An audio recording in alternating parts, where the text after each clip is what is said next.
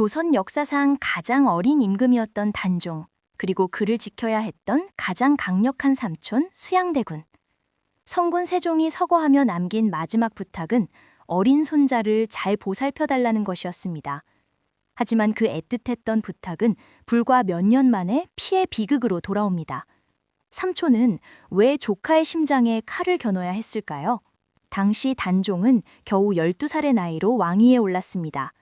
어머니 현덕왕후는 이미 세상을 떠났고 아버지 문종마저 일찍 승하하며 단종은 거대한 궁궐에 홀로 남겨진 섬과 같았습니다.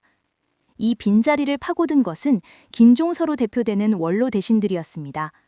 왕권은 허울 뿐이었고 신하들이 모든 의사결정을 주도하는 상황에서 종친의 우두머리였던 수양대군은 위기감을 느낍니다. 이대로라면 이 씨의 나라가 신하들의 나라가 되겠다는 명분, 그것이 조카를 밀어내기 위한 수양의 첫 번째 논리였습니다. 단종과 세조의 관계를 이해하기 위한 핵심 개념은 왕권의 정통성과 권력의 실리입니다. 단종은 적장손으로서 완벽한 정통성을 가졌지만 이를 지켜낼 실질적인 힘이 없었습니다.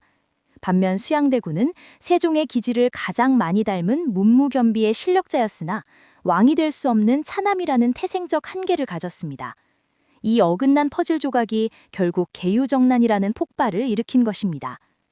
1453년 수양대군이 정변을 일으켜 권력을 장악한 직후에도 두 사람의 관계는 묘한 긴장 속에 유지되었습니다.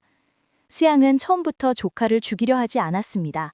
단종을 상왕으로 추대하며 명예로운 퇴진의 모양새를 갖추려 했죠. 하지만 단종을 복위시키려는 성상문 등 사육신의 시도가 발각되면서 두 사람의 관계는 돌아올 수 없는 강을 건넙니다. 수양대군에게 단종은 이제 조카가 아니라 자신의 목숨과 왕좌를 위협하는 가장 위험한 불씨가 된 것입니다. 여기서 우리는 두 가지 시선으로 이 비극을 바라봐야 합니다. 첫 번째는 권력의 비정함에 주목하는 시각입니다. 수양대군은 단종을 강원도 영월의 험준한 산세 속에 유배 보냈고 끝내 사약을 내려 숨을 거두게 했습니다. 유교 사회에서 가장 중시하는 효와 재를 저버린 이 행위는 세조라는 인물에게 영원한 찬탈자라는 낙인을 찍었습니다. 조카의 피를 묻히고 얻은 왕좌는 그에게 평생의 죄책감과 육체적 고통을 안겨주었습니다.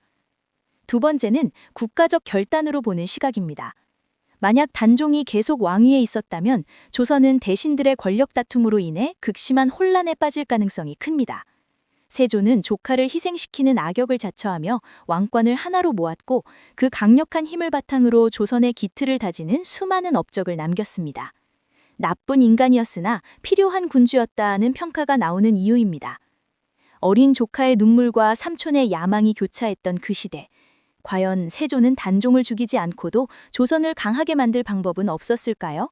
아니면 권력의 세계에서 공존이란 애초에 불가능한 환상이었을까요? 여러분은 세조의 선택을 어떻게 보십니까? 국가의 미래를 위한 불가피한 희생이었을까요? 아니면 용서받지 못할 반인륜적 범죄였을까요? 여러분의 고견을 댓글로 남겨주세요. 가장 뜨거운 피를 나눈 가족이 가장 차가운 적이 되어버린 역사. 왕관의 무게는 때로 천륜마저 끊어낼 만큼 무겁고 잔혹하다는 사실을 영월의 차가운 강물 속에 잠긴 단종의 슬픈 넋이 증명하고 있습니다.